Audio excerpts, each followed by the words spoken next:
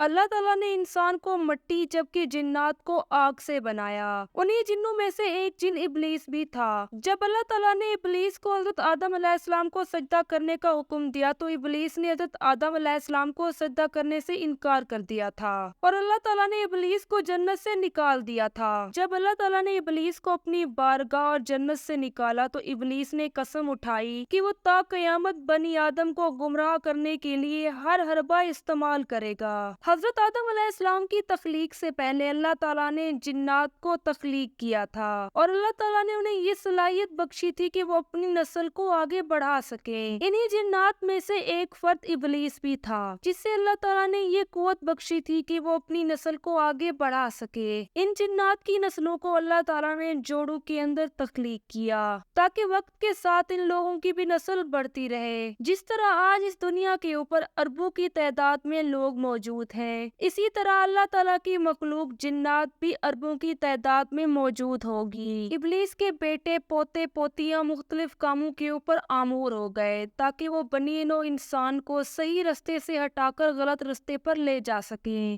ان میں سے کچھ ایسے شیاطین جن ہیں جو کہ انسانوں کے اندر زناکاری کو عام کرتے ہیں اور کچھ تو ایسے ہیں جو کہ انسانوں کے اندر فتنہ فساد کو عام کرتے ہیں۔ یہی وجہ ہے کہ خاندان ابلیس کی تعداد بے انتہا ہے اور ان کا کام یہی ہے کہ یہ لوگوں کو آپس میں لڑوائیں اور ان کے اندر گناہ کو عام کریں۔ لیکن ابلیس کے ان پوتے پوتیوں میں سے ایک ایسا بھی شیاطین جن تھا جو کہ ابلیس سے بغاوت پر اتر آیا تھا اور اس نے ابلیس کے سامنے بغاوت کر کے اس برائی کے راستے کو چھوڑ کر راہ حق کے راستے پر آ گیا تھا۔ یہ شیطان جن ابلیس کا پوتا تھا جو کہ نبی پاک صلی اللہ علیہ وآلہ وسلم سے متاثر ہو کر ان پر ایمان لے آیا تھا اور یہ وہ واحد جن تھا جو کہ حضرت محمد صلی اللہ علیہ وآلہ وسلم سے ملاقات کرنے کو آیا تھا۔ اس مشہور واقعے کو مورخین کے مطابق کچھ یوں بیان کیا گیا ہے۔ حضرت انس بن مالک اور حضرت عمر بن خطاب رضی اللہ عنہ سے روایت ہے، ایک روز ہم نبی پاک صلی اللہ علیہ وآلہ وسلم کے ہمراہ مکہ کے جنگلات کی طرف گئے۔ چلتے چلتے ہم لوگ تہامہ پہاڑ کے اوپر جا نکلے اور وہیں پر تھوڑی دیر قیام کیا۔ اتنے میں کہیں سے ایک بوڑھا شخص نمودار ہوا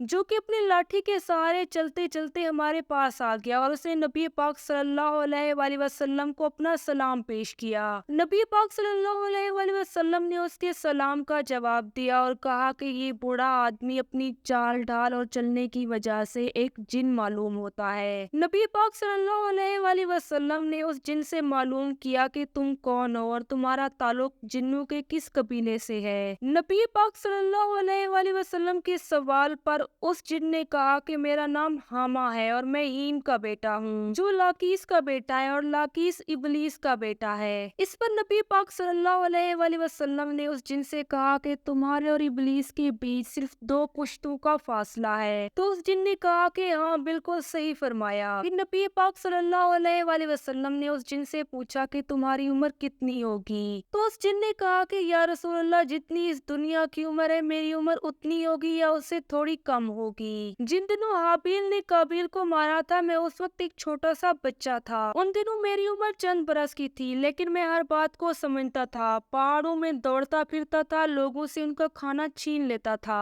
میں لوگوں کے دلوں میں وسوسے بھی ڈالتا تھا تاکہ وہ اپنے عزیز و اقارب سے بدسلوکی کریں۔ حامہ کی بات سن کر نبی پاک صلی اللہ علیہ وآلہ وسلم نے فرمایا کہ یہ تو بہت برا عمل تھا۔ اس پر اس شیطان نے کہا کہ یا رسول اللہ مجھ پر ملامت نہ کریں، میں ان لوگوں میں سے ہوں جنہوں نے حضرت نوح علیہ السلام کے ہاتھ پر توپاں کی تھی اور دعوت دین کے کام میں ان کی مدد بھی کی تھی، یہاں تک کہ میں 1 سال تک حضرت نوح علیہ السلام کے ساتھ ان کی مسجد میں رہا ہوں۔ میں نے حضرت ابراہیم علیہ السلام سے بھی ملاقات کی تھی اور جس وقت حضرت ابراہیم علیہ السلام کو آگ کے اندر ڈالا جا رہا تھا میں اس وقت ان کے ساتھ موجود تھا۔ میں حضرت یعقوب علیہ السلام اور حضرت یوسف علیہ السلام کی صحبتوں میں بھی رہ چکا ہوں اور جب حضرت یوسف علیہ السلام کو ان کے بھائی کنویں کے اندر ڈال رہے تھے تب میں ان سے پہلے ہی کنویں کے اندر पहुंच चुका था। मैं हजरत मूसा अलैहिस्सलाम से भी मिल चुका हूँ और उन्होंने मुझे तौरात भी सिखाई थी। और जब मेरी मुलाकात हजरत ईसा अलैहिस्सलाम से हुई तो मैंने उन तक हजरत मूसा अलैहिस्सलाम का सलाम पहुंचाया था। हजरत ईसा अलैहिस्सलाम ने उन पर नाज़िल होने वाली किताब इंजील मुझे सिखाई थी। फिर वो हामा शैतान नबी पाक सल्लल्लाहु अलैहि वसल्लम से कहने लगा कि ए नबियों के सरदार, हजरत ईसा अलैहिस्सलाम ने मुझे ये पैगाम दिया था कि जब तुम्हारी मुलाकात नबियों के सरदार हजरत मोहम्मद सल्लल्लाहु अलैहि वसल्लम से हो तो उन्हें मेरा सलाम कहना।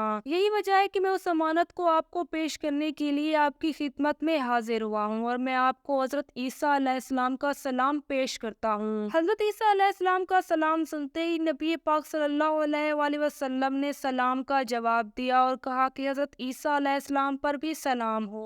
मजीद नबी पाक सल्लल्लाहु अलैहि वसल्लम ने ये भी फरमाया कि ए हामा, तुमने अपनी अमानत पहुंचाई है, इसलिए तुम पर भी सलाम हो। नबी पाक सल्लल्लाहु अलैहि वसल्लम का इतना ही कहना था कि हामा ने कहा कि ए नबियों के सरदार, मैं आप पर भी ईमान लाता हूँ। ये कहकर वो जिन इस कदर रोया के साथ में मौजूद सहाबा कराम भी रोने लग गए। रोते रोते हामा शैतान ने नबी पाक सल्लल्लाहु अलैहि वसल्लम से दरख्वास्त की कि ए नबियों के सरदार, मुझे आप पर नाज़िल होने वाली किताब कुरान मजीद सिखाएं। नबी पाक सल्लल्लाहु अलैहि वसल्लम ने उस हामा शैतान को कुरान मजीद की तालीम दी। नबी पाक सल्लल्लाहु अलैहि वसल्लम ने हामा जिन को सूरत वाकिया, सूरत मुरसलात, सूरत अश-शम्स और कुल हुवल्लाहु अहद की तालीमात दी। नबी पाक सल्लल्लाहु अलैहि वसल्लम ने उस जिन से ये भी कहा कि ए जिन, जब भी तुम्हें किसी चीज की जरूरत हो तो तुम बिला झिझक मेरे पास आ सकते हो। सहाबा कराम ने मजीद ये भी फरमाया कि वो जिन उसी वक्त ही उठकर चला गया और फिर कभी नहीं आया और उसके कुछ अरसे बाद ही नबी पाक सल्लल्लाहु अलैहि वसल्लम की वफात हो गई। हजरत आयशा रज़ी अल्लाह अन्हा से रिवायत है कि उन्होंने फरमाया कि नबी पाक सल्लल्लाहु अलैहि वसल्लम ने इरशाद फरमाया था कि हामा जन्नत में मौजूद है। बिलाशुबा अल्लाह ताला जिसको चाहे हिदायत देता है और हिदायत उसके दिल में घर कर सकती है जो कि अपने गुनाहों से तौबा कर ले। अल्लाह ताला हर मुसलमान को उसके गुनाहों से बचने की तौफीक अता करे। आमीन सुम्मा आमीन। और हमें शैतान की वसवसों से भी बचाए। इसी दुआ के साथ आज की वीडियो का इख्तिताम करते हैं। तो मिलते हैं एक नई वीडियो में एक नए टॉपिक के साथ। तब तक के लिए अल्लाह हाफिज।